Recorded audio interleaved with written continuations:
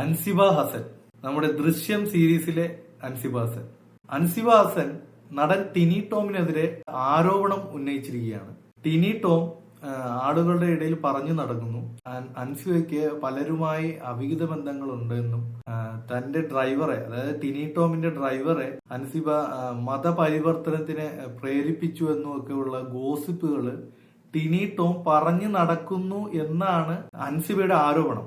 ടിനി ടോം മറ്റുള്ളവരോട് അൻസിബ ഇങ്ങനെയുള്ള ഒരാളാണെന്ന് പറഞ്ഞു നടക്കുന്നു എന്നാണ് അൻസിബയുടെ ആരോപണം. ഇതിന് തെളിവൊന്നുമില്ല. അപ്പൊ അൻസിബയോട് ഇദ്ദേഹം വന്ന് പറഞ്ഞു എന്ന് വേറുള്ള ആളുകൾ പറഞ്ഞുള്ള അറിവേ അൻസിബയ്ക്കുള്ളൂ. ഇത് മൊത്തത്തിൽ നോക്കുമ്പോൾ ഒരു തെറ്റിദ്ധാരണയാകാനാണ് സാധ്യത.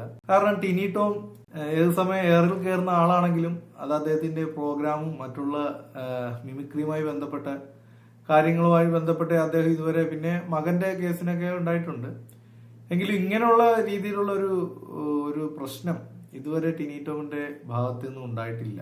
അപ്പോൾ ഇത് ഒരു തെറ്റിദ്ധാരണയാണെന്നാണ് മനസ്സിലാക്കാൻ സാധിക്കുന്നത്. അല്ലെങ്കിൽ മറ്റുള്ളവർ അൻസിബയെ പറഞ്ഞ് തെറ്റിദ്ധരിപ്പിക്കാനും സാധ്യതയുണ്ട്. അൻസിബയുടെ വോയിസ് നമുക്കൊന്ന് കേൾക്കാം. എതിരില്ലാതെ ജോയിന്റ് സെക്രട്ടറി ആയിട്ട് വന്നത് മുതൽ അനുഭവിക്കാൻ തുടങ്ങിയതാണ് ഈ കമ്മിറ്റിയിൽ കയറിയിട്ട്. അപ്പൊ നമ്മളൊരു കമ്മിറ്റി ആവുന്ന സമയത്ത് എല്ലാവർക്കും ഒരു അഭിപ്രായം ആവണമെന്നില്ല. എല്ലാ കാര്യങ്ങളിലും അഭിപ്രായ വ്യത്യാസങ്ങൾ ഉണ്ടാവും. അഭിപ്രായ വ്യത്യാസങ്ങൾ ഉണ്ടായതിന്റെ പേരിൽ വ്യക്തിവൈരാഗ്യമാണ് കാണിച്ചുകൊണ്ടിരിക്കുന്നത്. ഈ ലോകത്തിൽ അവിഹിതം ഉണ്ടാവാൻ ബാക്കി ഒരാളുണ്ടോ എന്ന് എനിക്കറിയില്ല. ഇതൊന്നും എന്നോടല്ല പറയുന്നത്, മറ്റു പലരോടും പറഞ്ഞിട്ട് മറ്റു പലരും എന്നോട് വന്ന് പറയുന്നു.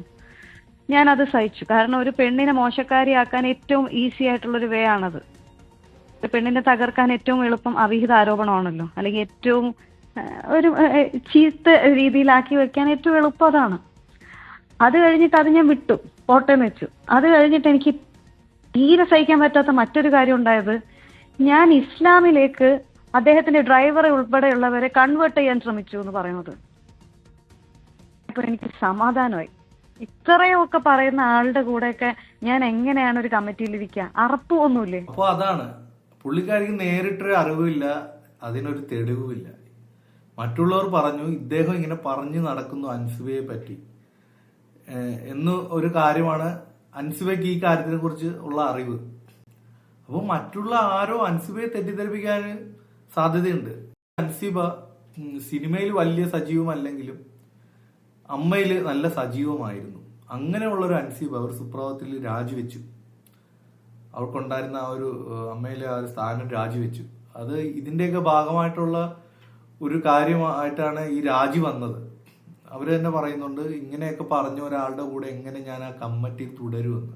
ഇപ്പൊ അമ്മയിൽ നിന്ന് ഉള്ള ആളുകളുടെ സപ്പോർട്ട് ഇതൊരു അൻസിബയുടെ ഭാഗത്ത് നിന്ന് മനഃപൂർവ്വം ഒരു വ്യക്തിഹത്യ നടത്താനുള്ള ഒരു കാര്യമായിട്ടാണ് അമ്മയില് ഇതിപ്പോ ചർച്ചയിൽ വന്നിരിക്കുന്നത്. കാരണം ടിനി ടോം അങ്ങനെയൊന്നും പറഞ്ഞിട്ടില്ല എന്നുള്ളൊരു രീതിയാണ്. അൻസിബയുടെ കയ്യിലാണ് ഇതിന് യാതൊരുവിധ എവിഡൻസും ഇല്ല. ഇത് വേറൊരാള് പറഞ്ഞൊരു ഗോസിപ്പ് മാത്രമാണ് ഇത് ഉണ്ടായിരിക്കുന്നത്. ഇപ്പൊ നടക്കുന്ന പല കാര്യങ്ങളും ഇങ്ങനെ തന്നെയാണ്. ഒരു തേർഡ് പേഴ്സന്റെ ഒരു കൈ ഇപ്പോ നടക്കുന്ന സിനിമാ മേഖലയിൽ പ്രത്യേകിച്ചും നടക്കുന്ന കാര്യങ്ങളിൽ ഒരു തേർഡ് പേഴ്സന്റെ ഒരു കൈ ഉണ്ട്. പരസ്പരം പറഞ്ഞ് തെറ്റിച്ച് ഇൻഡസ്ട്രിയിൽ പ്രശ്നങ്ങൾ ഉണ്ടാക്കുന്ന ഇതൊക്കെ ഒരു കോമൺ സെൻസ് വെച്ച് നമ്മൾ വിലയിരുത്തണമെന്നാണ് എന്റെ അഭിപ്രായം. ഇപ്പൊ അശ്വന്ത് ഗോക്കിന്റെയും ആ ഒരു ഇഷ്യൂ നോക്കുവാണെങ്കിൽ അവർ ഉറപ്പിച്ചു പറയുന്നു, എന്താണ്, അശ്വന്ത് ഗോക്ക് 1 ലക്ഷം രൂപ കൊടുത്തു കഴിഞ്ഞാൽ റിവ്യൂവില് നെഗറ്റീവ് പറയില്ല, നല്ലത് പറയുമെന്ന്.